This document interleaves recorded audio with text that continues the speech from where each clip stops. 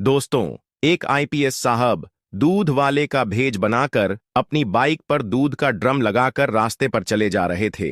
जहां पर पुलिस की चेकिंग हो रही थी, वहां जाने के बाद एक दरोगा साहब उनको रोक लेते हैं और उन्हें धमकाते हुए कहने लगते हैं, रुको, तुम्हारी बाइक में बहुत सी कमियां हैं और तुम इस तरीके से गलत बाइक चला रहे थे, तो तुम्हारा चालान करना होगा। अगर तुम्हें चालान से बचना है तो तुम्हें मुझे पैसे देने पड़ेंगे। उसके बाद जो आईपीएस साहब दूध वाले के भेष में थे, वह उनसे रिक्वेस्ट करने लगते हैं। कहते हैं कि साहब, मैं बहुत गरीब आदमी हूं, रोज कमाता हूं, रोज खाता हूं, मेरे पास इतने पैसे नहीं हैं जो मैं आपको दे पाऊं। तब दरोगा साहब कहते हैं, चुपचाप इधर आ, वरना इसका अंजाम बहुत बुरा होगा, और उनकी बाइक की चाबी निकालकर जाने लगते हैं। तो दोस्तों, आईपीएस साहब वहां पर दूध वाले के भेष में क्यों पहुंचे थे और क्या हुआ था, उससे आगे की कहानी इस कहानी में पूरा जानेंगे। इसलिए वीडियो को अंत तक जरूर देखिएगा। और अगर अभी तक आपने हमारे चैनल को सब्सक्राइब नहीं किया है तो प्लीज चैनल को सब्सक्राइब जरूर कर ले। तो दोस्तों, ये कहानी है उत्तर प्रदेश के रहने वाले सौरभ की। सौरभ जो अपने माता पिता के साथ उत्तर प्रदेश के एक जिला में रहा करता था। वैसे तो वह काफी ज्यादा पढ़ा लिखा है, लेकिन अभी तक उसे कोई नौकरी नहीं मिली है। वह इधर उधर छोटा मोटा काम करता है और उसी से अपना और अपने माँ बाप का पालन पोषण करता है। तभी एक दिन अचानक से उसकी मां की तबीयत खराब हो जाती है, जिसके बाद वह उसे लेकर डॉक्टर के पास जाता है। अब डॉक्टर के पास जैसे ही जाकर चेकअप कराता है, तो डॉक्टर साहब उसके लिए कुछ दवाइयां लिखवा देते हैं और कहते हैं कि यह दवाइयां आपको लानी पड़ेगी, क्योंकि आपकी मां की जो बीमारी है वह इन्हीं दवाइयों से ठीक हो पाएगी, और यह दवाइयां आपको दूसरे शहर में मिलेंगी। यानी कि जो दवाइयां डॉक्टर साहब ने लिखी थीं, वह उस शहर के अंदर नहीं मिलने वाली थी जहां पर सौरभ रहा करता था। उसके बाद जो सौरभ होता है, वह अपनी बाइक को लेता है, अपना हेलमेट लगाता है और दूसरे शहर अपनी मां के लिए दवाइयां लेने चला जाता है। उसने डॉक्टर साहब से पूछा था कि डॉक्टर साहब, कितने रुपए की दवाइयां आएंगी। तो डॉक्टर साहब ने बताया था कि लगभग 1,000 की दवाइयां मिल जाएंगी और आप इन्हें यहां से ले जाओ। और वहां मेडिकल स्टोर तक जाने के लिए उसे एक पुलिस चेक पोस्ट को पार करना होगा। अब जैसे ही वह पुलिस नाके के पास पहुंचता है, तो वहां जाने के बाद जहां पर वह दरोगा साहब थे जो वाहनों की चेकिंग कर रहे थे, वह एकदम से सौरभ को रोक लेते हैं। सौरभ भी पुलिस वालों के सामने रुक जाता है और उनसे पूछता है कि जी कहिए साहब जी, क्या परेशानी है। तो वह कहते हैं कि आपकी बाइक में दिक्कत है और आपका चालान होगा। तब सौरभ कहता है कि बताइए साहब, मेरी गाड़ी में क्या दिक्कत है, क्योंकि सौरभ की बाइक के पूरे कागज सही थे और पेपर उसने मेंटेन करके रखे थे। साथ में उसने हेलमेट भी लगा रखा था, और अब बाइक के सभी पेपर अपडेट होने के कारण उसको किसी भी प्रकार का कोई डर या भय नहीं लग रहा था। अब उसके बाद दरोगा उनसे कागज मांगने लगते हैं।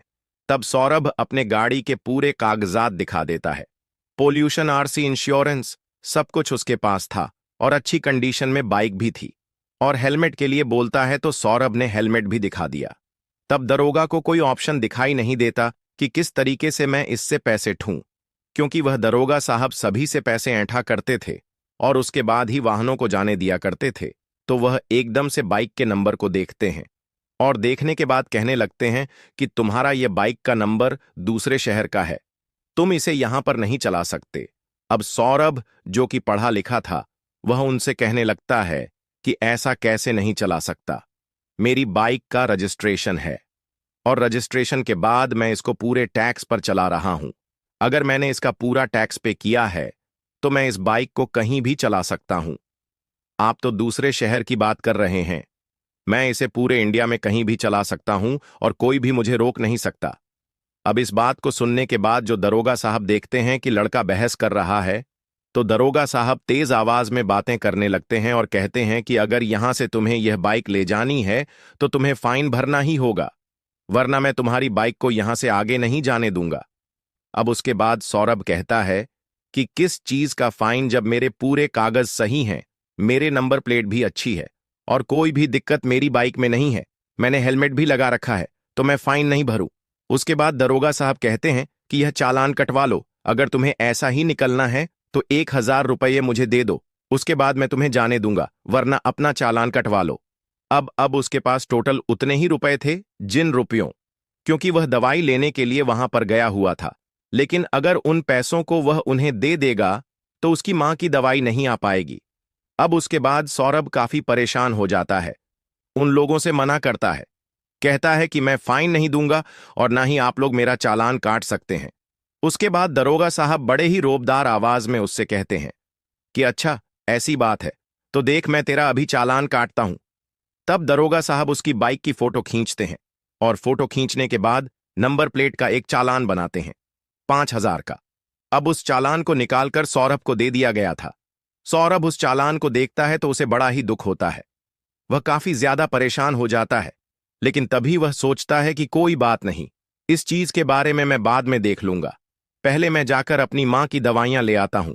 उसके बाद वह वहां जाता है और अपनी मां की दवाइयों को लेकर वापस से डॉक्टर साहब के पास चला जाता है और वहां जाकर अपनी मां को बताने लगता है कि मैं आपकी दवाइयां ले आया हूं, लेकिन एक दरोगा ने बेमतलब की ही मेरा चालान काट दिया, वह भी पूरे 5,000 का।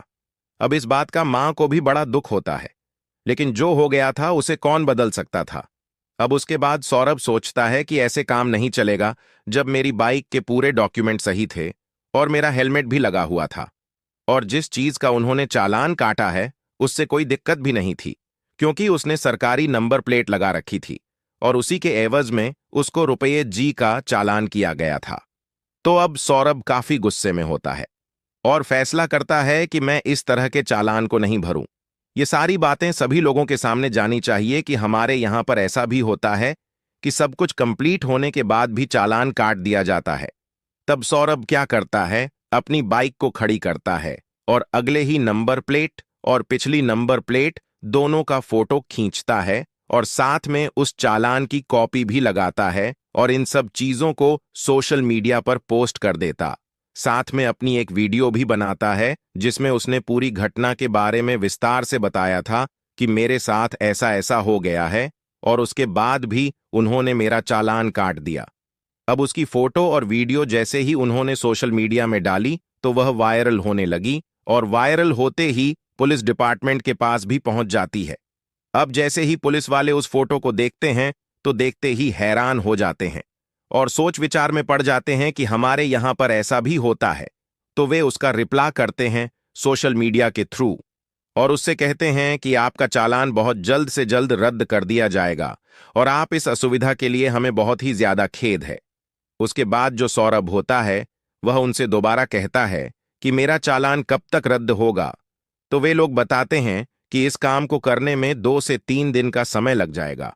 अब यह खबर फैलते फैलते ट्रैफिक पुलिस के एसपी और आईपीएस ऑफिसर तक भी पहुंच जाती है, क्योंकि उसने सब कुछ एड्रेस अच्छी तरह से उस वीडियो में बताया था और उस जगह के बारे में भी बताया था, दरोगा का नाम भी बताया था। तो एसपी साहब और आईपीएस साहब जैसे ही उस खबर को देखते हैं तो उन्हें इस बात का बड़ा ही बुरा लगता है, क्योंकि एसपी साहब और आईपीएस साहब बहुत ही ईमानदार आदमी थे। वे लोग ऐसे लोगों से सख्त नफरत करते थे जो लोग रिश्वत लेते हैं, और अब यह खबर सुनने के बाद वे इस मामले की तह तक जाना चाहते थे। वे सोचते हैं कि मैं ऐसे ही जाऊंगा तो दरोगा अलग अलग तरह की बातें बना देगा और बातें बनाने के बाद इस बात से बच जाएगा, तो मुझे खुद से जाकर इस मामले की तहकीकात करनी होगी। तब एसपी साहब होते हैं, वे दूध बेचने वाले का भेष बदल लेते हैं, बाइक लेते हैं पुरानी सी और बाइक के ऊपर अपने दूध के ड्रम को सेट करते हैं और एक पुराना सा हेलमेट लगाकर उस नाके पर पहुंच जाते हैं जिस नाके के बारे में उन्हें खबर बताई गई थी। वहां पर जाने के बाद जैसे ही वे वहां पहुंचते हैं तब एक कांस्टेबल उनको रोक लेता है और रोकने के बाद वहां पर वही दरोगा साहब आते हैं बड़े ही रौब के साथ, और आने के बाद वहां पर उनसे कहने लगते हैं कि तुम्हारी बाइक तो बहुत पुरानी है, तुम्हारा चालान काटना होगा। अब जो दूध वाले के भेष में आईपीएस साहब थे उनसे कहने लगते हैं कि मालिक, मैं बहुत ही गरीब आदमी हूं, रोज कमाता हूं, रोज खाता हूं, मेरा चालान मत कीजिए, वैसे भी मेरे सारे डॉक्यूमेंट सही हैं और कोई भी दिक्कत नहीं है, मेरी सवारी में भी कोई दिक्कत नहीं है। अब उसके बाद जो दरोगा है वह कहने लगते हैं कि तुम्हारी बाइक बहुत पुरानी है। तब आईपीएस साहब बोलने लगते हैं कि कागज तो देख लीजिए। वह कहते हैं सब देख लिए, सब ज्यादा पुराने हैं, 2-3 साल पुरानी तुम्हारी बाइक है और अच्छे तरीके से वर्किंग में भी नहीं है। अब दरोगा साहब उसके बाद हेलमेट की तरफ निगाह डालते हैं और कहते हैं कि तुम्हारा हेलमेट टूटा पड़ा है। तभी जो दूध वाले के भेष में आईपीएस साहब होते हैं वह बड़े ही विनम्रता से कहते हैं कि साहब यह पुराना जरूर है लेकिन टूटा नहीं है, और आप इस पर भी देख सकते हैं, इस पर आईएसआई मार्क लगा हुआ है। लेकिन तभी दरोगा उसकी चाबी को निकालते हुए वहां से जाने लगता है और कहता है कि यहां से निकलना है तो तुम्हें कुछ ना कुछ तो पैसा देना पड़ेगा। अब इस बात को देखकर आईपीएस साहब को तो बहुत गुस्सा आता है। फिलहाल वह अपने आप को कंट्रोल करते हैं क्योंकि वह उसे रंगे हाथ पकड़ना चाहते थे ताकि उस पर अच्छे से कार्यवाही कर सके। वह थोड़ी आगे दूर जाते हैं। तब हवलदार साहब जिन्होंने उन्हें रोक कर रखा था वह जाकर कहने लगते हैं कि अरे क्यों बड़े साहब से पंगा ले रहे हो, आप ऐसा करो 1,000 दे दो, मैं आपको जाने दूंगा, मैं उनसे रिक्वेस्ट कर लूंगा। उसके बाद वह हवलदार दरोगा साहब को बुलाता है और कहता है, साहब कोई बात नहीं, गरीब आदमी है, इसको जाने दीजिए, 1,000 आपको दे देगा। तो जो दूधिया के भेष में आईपीएस साहब थे वह कहते हैं, 500 रुपये तो मैं दे दूंगा, लेकिन मुझे यहां से रोज जाना पड़ेगा। तो क्या रोज मैं 500 कहां से दूंगा?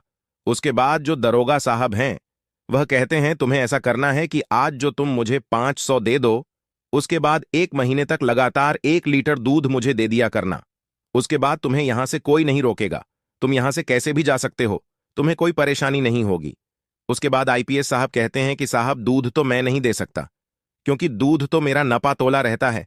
अगर मैं आपको दूध दे दूंगा तो मेरे ग्राहकों की पूर्ति नहीं हो पाएगी।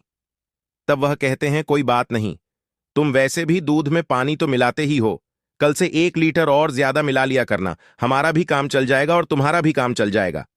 ऐसा कहते हुए दरोगा साहब हंसने लगते हैं, और जैसे ही वह हंसने लगते हैं तब आईपीएस साहब एकदम से जोरदार चांटा उनके गालों पर जड़ देते हैं। अब उसके बाद जैसे ही वहां पर पुलिस दल को पता चलता है कि यहां पर दरोगा को चांटा मार दिया गया है, एक दूध वाले के जरिए पुलिस वाले को मारा गया है, तभी जो आईपीएस साहब होते हैं वह अपना आई कार्ड निकालते हैं और उन लोगों के सामने हवा में लहराते हुए कहते हैं, मैं यहां का आईपीएस अधिकारी हूं और तुम लोग जो यह कर रहे हो उसकी करतूत सोशल मीडिया पर फैल रही है। मैं तुम्हारे खिलाफ कार्यवाही करने के लिए ही यहां पर आया हूं। उसके बाद आईपीएस साहब उन सभी को धमकाते हैं और एकदम से सभी को सस्पेंड कर देते हैं और उन लोगों पर उचित कार्यवाही की जाती है। अभी यह खबर जैसे ही सौरभ को पता चलती है तब सौरभ उस खबर को अपनी मां को बताता है और कहता है कि मां, पुलिस वाले सभी एक जैसे नहीं होते, जहां पर मेरे साथ ऐसा हुआ वहां पर आईपीएस साहब ने आकर ऐसा ऐसा कर दिया।